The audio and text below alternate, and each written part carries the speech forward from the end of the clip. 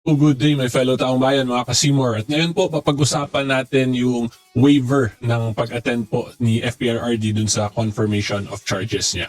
Okay, so ang pinaka-latest po dito is nag-grant naman po or ginrant po ng ICC yung waiver ni FPRRD.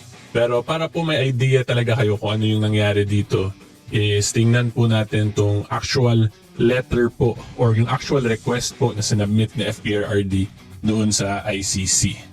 Okay, so ang sinulat po ni FPRRD is ito po, I, Rodrigo Roa Duterte, wish to waive my right to attend the hearing on the confirmation of charges currently fixed for 23 to 27 February 2026. I understand the consequences of my waiving this right, which has been thoroughly explained to me by my counsel, and I trust him and his team to challenge the sufficiency of the prosecution's evidence on my behalf. I do not wish to follow these proceedings from outside the courtroom through the use of communications technology. An original copy of this waiver and my signature is in the hands of my lawyers. My reasons are as follows. So, i-clarify ko lang din po, itong mga green highlights dito, these are my own personal highlights kasi pinost ko rin po to dun sa Facebook page ko eh. Okay, para klaro lang po tayo kasi baka isipin nyo sa FPRRD po yung nag-highlight. Hindi po sa FPRRD to kundi ako lang po ang nag-highlight nito kasi I personally believe na ito yung iilan sa mga importanteng kailangan natin ma-take note talaga in relation to this waiver of rights na letter po ni FPRRD. Okay, so going back, I do not recognize the jurisdiction of the International Criminal Court over my person. So alam naman po natin na 'di ba kung paano pinadala si FPRRD dun sa The Hague, and I've already discussed that issue previously in my previous videos and somewhat related din po to dun sa last video ko yung tungkol kay Senator Bato and Bongo kasi more or less dapat same naman yung procedure pagpadala kay FPRRD. Nonetheless, since nandun na po si FPRRD, ang sinabi niya nga po is I do not recognize the jurisdiction of the International Criminal Court over my person. I am a Filipino citizen forcibly pushed into a jet and rendition to The Hague in the Netherlands in flagrant contravention of my country's constitution and of national sovereignty. So again, I have explained this already. So panoorin nyo na lang po dun sa last video ko para mas maintindihan nyo talaga yung mga legal nuances as to this issue. So continuing po, my kidnapping was facilitated by the office of the incumbent president of the Philippines with a plane specially chartered for this purpose. The claim that I oversaw a policy of extrajudicial killings is an outrageous lie. These claims have been peddled by my political opponents for many years, and as my nation knows, they are based on the word of individuals whose credibility has been thoroughly discredited. So I'm sure kayo po, my fellow taong bayan, may sarili kayong mako-comment dito itong sa whose credibility has been thoroughly discredited.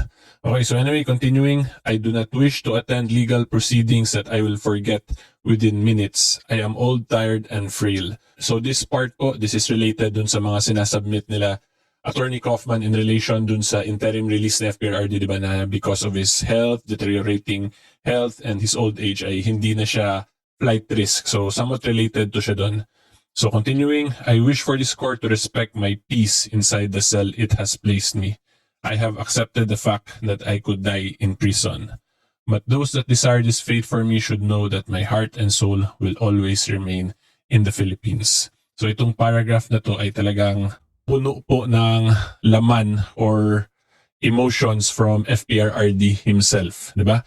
Unang-una, sinabi lang niya dito, I wish for the court to respect his peace inside the cell it has placed me. So, since limited na nga lang po yung mga pwedeng gawin ni FPRRD ngayon dun sa jail cell na binigay sa kanya, ay gusto niya po respetuhin daw yung pagiging at peace niya na nandun. Plus the fact na he has also accepted his fate na pwede nga po siyang mamatay dun sa cell or sa kulungan na binigay po sa kanya ng ICC. But despite all those mga emotional statements po ng FPRRD, yung conclusion naman po niya, kung ako po tatanungin ninyo, ay maganda naman. Kasi sinabi niya dito na his heart and soul will always remain in the Philippines.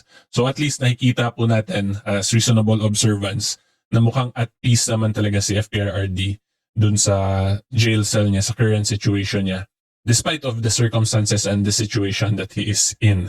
Kaya nga napa-comment po ako niyan dito eh. Yung sabi ko, ano kaya feeling ng mga political opponents ni FPRRD na despite his present status, if we base it on the statement alone, it would appear he is at peace whatever the outcome of the ICC proceedings may be. So para sa akin po kasi it is a very big deal kung ang isang tao ay at peace sa situation niya, kasi mas okay po natanggap mo na yung situation mo, at peace ka po sa current status mo, kesa naman let's say nakalaya ka nga. Hindi lang po to kay FPRRD but this applies to all of us po. Example, nakalaya po tayo, may trabaho tayo, ganyan, pero stress naman tayo sa buhay, wala tayong peace in our minds and in our hearts, ay parang wala din pong kwenta yung pagiging malaya natin or pagiging buhay natin kung yun nga, hindi tayo at peace with ourselves. So, yan lang po ang masasabi ko. Maganda to na at least at peace naman si FPRD, tanggap na niya yung outcome and that he even accepted his mortality also and his possible eventual death pag nag-proceed talaga tong proceedings. Kasi alam naman natin na yung minimum nito will take at least 8 years to 10 years ng ICC proceedings. So yung conclusion po na binigay niya, I am proud of my legacy and of my service to my countrymen around the world. Let no one doubt my love for and loyalty to the Filipino nation. Diba? So despite all the allegations being thrown at him, the political issues po na binabato sa kanya at sa pamilya niya, ay proud naman po siya dyan. So in other words, talagang pinapanindigan po ni FPRRD kung ano man ang magiging outcome nitong ICC case against him. He is already at peace with that kung ano man po daw yung maging decision. Then pinakahuli po, sinabi ni FPRRD, kaninyo ako magpabiling sulugoon. So, in Tagalog po, ang ibig sabihin nito, sa inyo ako magpapaiwan na inyong public servant. And then Rodrigo Roa Duterte with his signature dito, the ICC Detention Center, The Hague, the Netherlands, dated this 17th day of February 2026. Okay, so yan po yung actual letter ni FPRRD to the ICC kung saan he is waiving his right to attend the confirmation of charges against him. The next po dyan, on February 20, 2026, naglabas po yung ICC ng decision. So, decision on Mr. Duterte's request to waive the right to attend the hearing on the confirmation of charges. For these reasons, the Chamber hereby grants a request, decides that the hearing on the confirmation of charges will be held in the absence of Mr. Duterte. So ngayon po, explain ko naman sa inyo yung mga legal nuances ng confirmation of charges, kung ano ba yung purpose niyan, at kung meron bang positive or negative yung sa pag-waive po ni FPRRD ng right niya to attend. Okay? For that po, pupunta tayo sa Rome Statute of the International Criminal Court, and to be specific, nasa Article 61 po yan. So yung una-una natin kailangan maintindihan talaga, yung current situation actually ni FPRRD, para to siyang somewhat similar to a preliminary investigation po sa criminal cases natin dito sa Pilipinas. Kasi currently po, prior to the confirmation of charges, magagather po kasi yan ng evidence yung prosecution. Tapos dun yan ngayon nila ipapakita lahat sa confirmation of charges para ma-determine kung meron bang sapat na ebidensya para ituloy yung kaso, i-dismiss yung kaso, or i-suspend muna at i-direct na mag-gather pa ng more evidence yung prosecution. So pag dun pa lang po, makikita natin na para talagang nag-iimbestiga pa lang yung prosecution talaga. In the current phase or stage po of FPRRD's ICC case, yung kakaiba lang po sa ICC cases is despite nga it being in a somewhat similar nga to a preliminary investigation, ay inaaresto na agad nila yung akusado. In other words po, nagkakaroon na ng deprivation of liberty kahit po wala pa talaga sa court proper yung kaso. Sa atin po, the only time na mawawalan ka lang ng right to liberty mo via a warrant of arrest, pag yung kaso po ay nandun na talaga sa korte at magsisimula na talaga. So, ina-explain ko lang po yan para mas maintindihan ninyo kung gaano ka-unique din itong setup ng ICC. Because yun nga po, hindi pa nga clear na may actual case, investigation pa lang. Somewhat similar to an investigation pa lang, preliminary investigation. Pero meron ng deprivation of liberty na nangyayari. Okay? So, ang next po na gusto ko naman ipaintindi rin po sa inyo ay yung confirmation of charges naman. Para din yun siyang arraignment in a sense kasi pinapaalam na sa akusado kung ano yung mga crimes, alleged crimes na he committed daw, plus the evidence na related to those allegations. So para siyang arraignment and pre-trial dito sa atin na hybrid.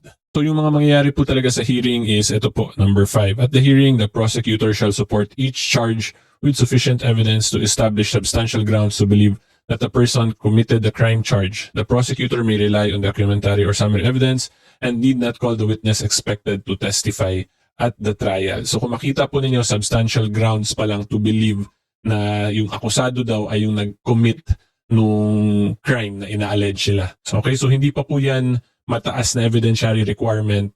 Kasi when you say substantial po, kasi that means na any reasonable person, pag titingnan yung ebidensya, ay mukhang yung akusadong pinangalanan ay yung nag-commit talaga ng alleged crime na yon. Yun lang po yung kailangan ma-establish dyan. Hindi po yan kailangan ma-establish pa ng beyond reasonable doubt.